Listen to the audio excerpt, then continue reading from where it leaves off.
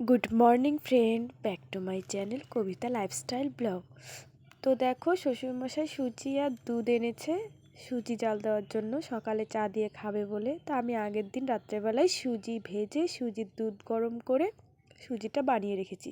সকালবেলা তেলে শক্ত হয়ে থাকবে, চা দিয়ে খেতে সুবিধা হয়। আমরা এই খাবারটা খাই, তোমরা কে কে খাও একটু কমেন্টে জানিও। তো যাই হোক, আমার শরীরটা খুব একটা ভালো নেই, আমি একটু নিয়েছিলাম টেস্ট করার জন্য। তো সকালবেলা ঘুম থেকে উঠে চান করে নিয়েছিলাম। চান করার আগেই থানকুনি পাতা আছে, সেই পাতাগুলো খুঁজে এনেছিলাম আমার হাজব্যান্ডের জন্য। ওর বলে কয়েকদিন ধরে গলা বুক জ্বলছে, গলা মানে কিছু খেলে পরে মনে হচ্ছে গলার মধ্যে আটকে আছে, নিচে নামছে না, এরকম ভাব হচ্ছিল। তো কে ওকে একজন সাজেশন দিয়েছে দোকানে যে থানকুনি পাতা চিবিয়ে খেয়ে গরম জল খাবে, দেখবে এটা কমে যাবে, 15 দিন খাও ঠিক হয়ে যাবে।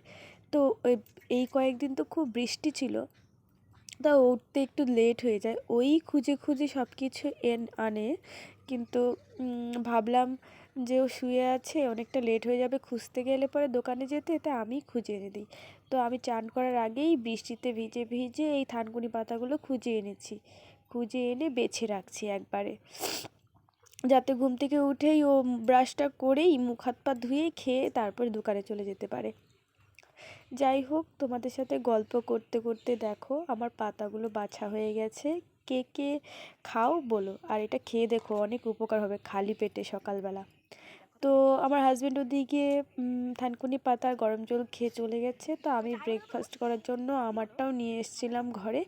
তো আমার মেয়ে দেখো ঘুম থেকে উঠে গেছে, সেদিকে ঘুম থেকে উঠে গেছে, এদিকে আমার চান টান করা হয়ে গেছে, শরীরটাও খুব খারাপ লাগছিল। তো আমি এনেছি একটা কলা, 3টে ব্রেড আর দুধ এনেছিলাম। তো আমি খাচ্ছিলাম, অর্ধেক খাওয়ার পরে আমার মেয়ে উঠে গেছিলো। তো ও একটু খেয়ে নিল ওখান থেকে দুধ আর ব্রেড, কলা খেলো না। তারপর দেখো এখন জল খাচ্ছে। আর আমি ভাবলাম যে এই ফাঁকে তাহলে আমি বিছানাটা তুলে নিই। তো আমি বিছানাটা তুলে নিচ্ছিলাম, আমার মেয়ে খেলা করছে, মোবাইল দেখছে আর খেলা করছে। ভিডিও করলে পরে ও খুব খুশি হয়। ও আমাকে দেখে দেখে অনেকটাই প্রায় শিখেই গেছে, আর কদিন পরে ওই ব্লগ করতে পারবে। আর আমারও ক্যামেরা ধরার জন্য লোক নেই, আমার মেয়ে একটু বড় হলে পরে ও ধরতে পারবে, অসুবিধা নেই, যতদিন পারবো ভিডিওটা চালিয়ে যাব। আমার খুব শখ, এটা টাকা কামানোর জন্য সবারই ইচ্ছে থাকে, কিন্তু আমার শখ আমি ভিডিও করে স্মৃতিগুলো রেখে দিব, বড় হলে পরে বা অন্য কেউ সার্চ মারলে পরে আমার এই জিনিসগুলো দেখতে পারবে যে আমি আগে কীরকম করেছি, কীরকম আমার ঘরবাড়ি ছিল, এখন কীরকম হয়েছে, সেই রকম স্বপ্ন আর কি দেখি। বাড়িঘর তো এমনিতেও দেবে বলছে আমার হাজব্যান্ড, কিন্তু কিছুদিন পরে দিবে, কারণ এর মধ্যেই রান্নাঘরটা কমপ্লিট করলো।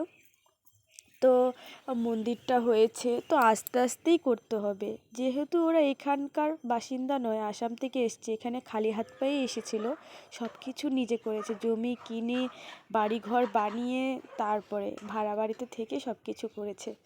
তো ওই যে দেখো, আমি আজকে একটা বড়সড় দুর্ঘটনার হাত থেকে বেঁচে গেছি, আঁচলে আগুন লেগে গেছিলো, দেখতে পাচ্ছো, অনেকটা ভয় পেয়ে গেছিলাম, আমি বুঝতেই পারিনি কী করে যে লেগে গেছে, শরীরটাও খুব একটা ভালো ছিল না, সর্দি লেগেছে, সকাল থেকে খুব মনটা খারাপ ছিল।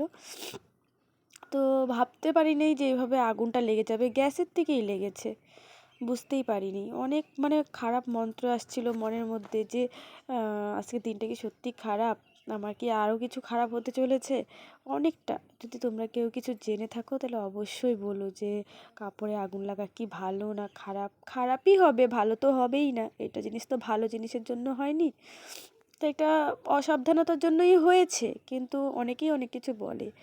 যাই হোক, বললাম তোমাদের সাথে শেয়ার করলাম কথাটা, বাড়ির কাউকে বলিনি, আমি বললে পরে বকা খাবো আমি নিজেই, যে তোমার হোশ থাকে না, কিভাবে কাজ করো, গ্যাসের থেকে কি করে আগুন লাগে, আর হওয়ার হলে তো দুব্বাবনেও বাগে ধরে, তাই না, কথাই তো আছে।